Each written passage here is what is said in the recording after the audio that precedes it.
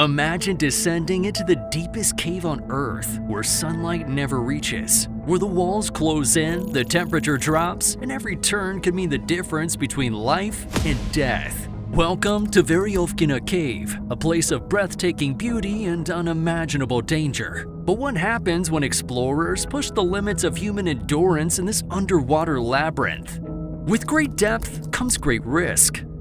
In this video, we dive into the chilling stories of two Veryovkina Cave diving accidents and how they shape the history of this legendary cave and the lessons they've left behind. In 2010, a team of Russian cavers from the Perovo Speleoclub set out on an ambitious journey. Their destination, Veryovkina Cave, whose depths extend more than 2,200 meters or 7,000 feet below the Earth's surface. This is as deep as 7 Titanics lined up.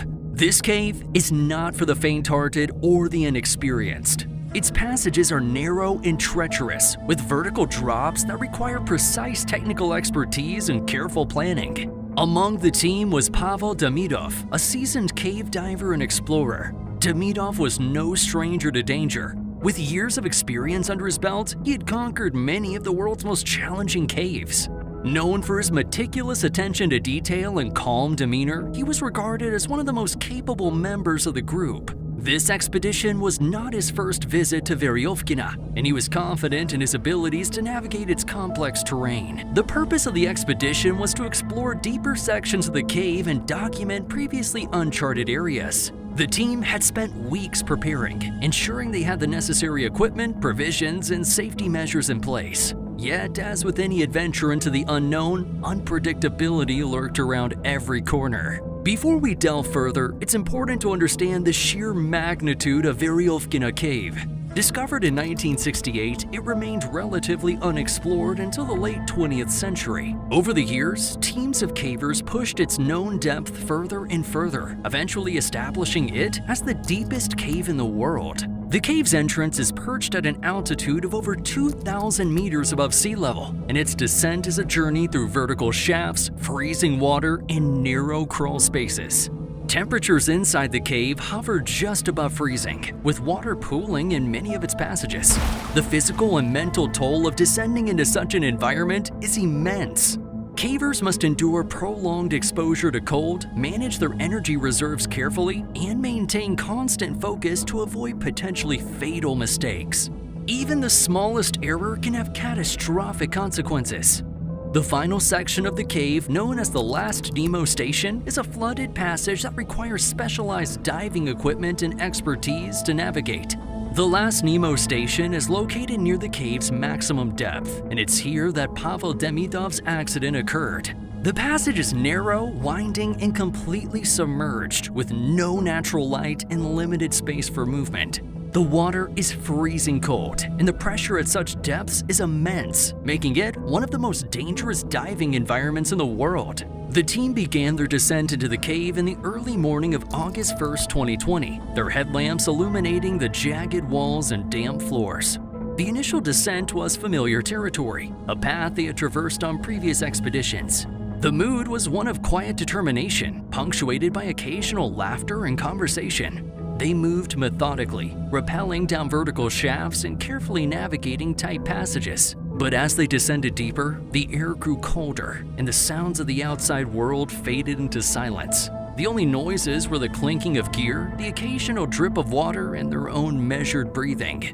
For cavers, this environment is both intimidating and exhilarating, a place where time seems to stand still, and the vastness of the Earth's interior is laid bare. After several hours of careful progress, the team reached a depth of approximately 1,100 meters. Here, they set up a temporary camp, a small enclave where they could rest, eat, and prepare for the next phase of their exploration. Spirits were high, and everyone was focused on the task at hand. They reviewed their plans, checked their equipment, and prepared to push deeper into the cave the following day. The team set up temporary camps at various depths to rest and resupply before reaching the maximum depth, the Last Nemo Station, the flooded section. On August 3, 2020, Pavel Demidov and another diver prepared to explore the flooded passage at the last Nemo station. The two men meticulously checked their equipment, including their diving tanks, regulators, and lights, knowing that even the smallest mistake could be fatal in such an environment. However, the dive began without incident. Pavel and his partner entered the water and began navigating the narrow submerged passage. The tunnel was tight, with jagged walls that threatened to snag their equipment. The water was cold and the current was strong, but both men were experienced divers and moved confidently through the passage.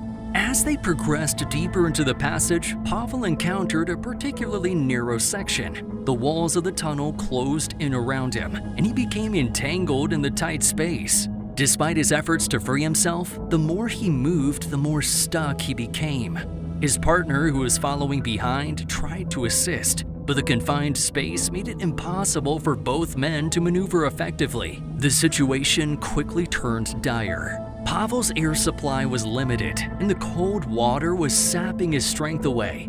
His partner attempted to communicate with him, but the narrow passage made it difficult to hear or coordinate. Time was running out for Pavel, and both men knew they were in a life-or-death situation. In a desperate attempt to save Pavel, his partner tried to pull him free, but the effort was futile.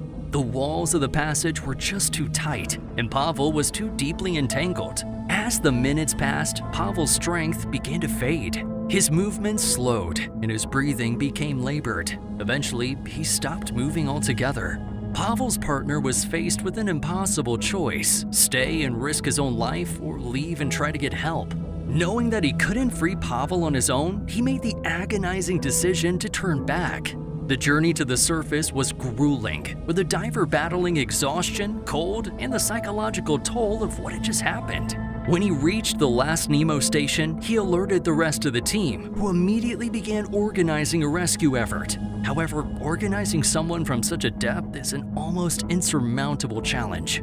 The team made multiple attempts to reach Pavel over the next several days, but the narrow passage and treacherous conditions made it impossible. Eventually, they were forced to accept the grim reality. Pavel Demidov had perished in the depths of Veryovkina Cave. Pavel's body remained in the cave for several days as the team worked to recover it. The recovery operation was extremely dangerous, requiring divers to navigate the same narrow flooded passage where Pavel had become trapped. Finally, after days of effort, the team was able to retrieve his body and bring it to the surface.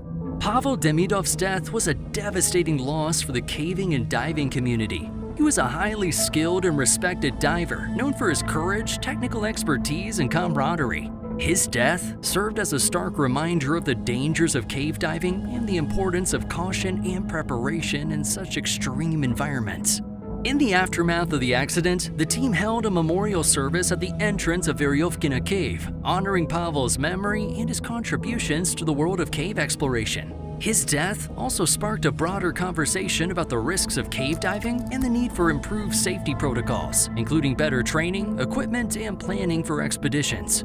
Pavel Demidov's story is one of courage and determination. He was driven by a passion for discovery, a desire to uncover the hidden wonders of the world beneath our feet. His contributions to the field of speleology would not be forgotten, and his memory lives on in the hearts of those who knew him. But less than 3 months after the first accident, the true depth of Veryovkina's dangers would be revealed again through a tragedy that began unfolding on November 1st, 2020. That morning in the Russian coastal city of Sochi, 37-year-old Sergei Koziv bid farewell to his family with a powerful message. He was off to find the meaning of life. What his family didn't know was that Sergei's search for purpose would lead him into one of Earth's most treacherous underground labyrinths. Despite having only 2 previous caving experiences, Sergei had spent over a year meticulously studying Veryovkina. He collected maps, saved screenshots on his phone, and pieced together information about the cave's permanent camps established by the Perovo Speleoclub team. The cave had become an obsession, perhaps fueled by what his family later described as an existential dread that had been growing within him. On November 1st, 2020, without revealing his true destination to his family, Sergei drove several hours to the cave's entrance high in the Gagra range of Abkhazia. Sergei's preparation, while methodical in planning, proved fatally inadequate in execution. He separated his belongings into 3 bags and began his descent using basic climbing equipment better suited for outdoor rock climbing than the complexities of deep cave exploration. The first 400 meters tested every limit of human endurance. Sergei navigated through a disorienting maze of tight, winding corridors, with each turn presenting new challenges. Exhausted and battered, he reached Camp 380, where he paused to eat and gather strength for the trials ahead. The next phase of his journey led Sergei to Camp 600, approximately 1,969 feet from the surface, a depth where rescue would take not hours, but days. In this alien environment, cut off from the rhythms of the surface world, time itself began to lose meaning. Yet, despite the growing realization that his equipment was inadequate for the challenges ahead, particularly the lack of stirrups crucial for ascending the cave's many vertical shafts, Sergei pressed on. He ventured into Veryovkina's most technical and dangerous sections. By the time he reached the depth of 3,600 feet, Sergei had descended into a lightless underworld, nearly 3/4 of a mile beneath the surface. Here, exhaustion, cold, and despair finally overtook him. Unable to generate the warmth to continue or stave off the insidious grip of hypothermia, Sergei succumbed to the most primal of instincts, and he died. In his final moments, he curled into a fetal position, still attached to his climbing rope, as if seeking a return to the safety of the womb. For 9 long months, the true extent of Sergei's tragic fate remained hidden in the lightless depths of Veryovkina. It wasn't until August 4th, 2021 that the first clues of his ill-fated expedition were discovered by a team of speleologists preparing for their own descent into the abyss. At the cave's entrance, a single rope hung ominously, violating the cardinal rule of caving: leave no trace. As the team followed this disconcerting trail deeper into the cave, the evidence of tragedy mounted. Abandoned trekking poles, moldering shoes, and aging equipment littered the path to Camp 600. But it was at the harrowing depth of 3,600 feet that the true horror of Sergei's fate was laid bare. Here in the lightless void, nearly 3/4 of a mile beneath the surface, they found his lifeless body, forever suspended from the cave's permanent lines. The recovery operation that followed would push the boundaries of what was thought possible in the world of caving. The extreme depth, coupled with the cave's labyrinthine complexity, rendered traditional recovery methods futile. Assembling a team of over 100 experts, they embarked on one of the most challenging body recoveries in caving history. The grim realities of the situation forced an unthinkable request upon Sergei's widow. They needed permission to dismember her husband's remains. The narrow passages and technical sections of the cave made it impossible to extract an intact body from such profound depths. A heartbreaking necessity in the face of Veryovkina's unyielding grasp.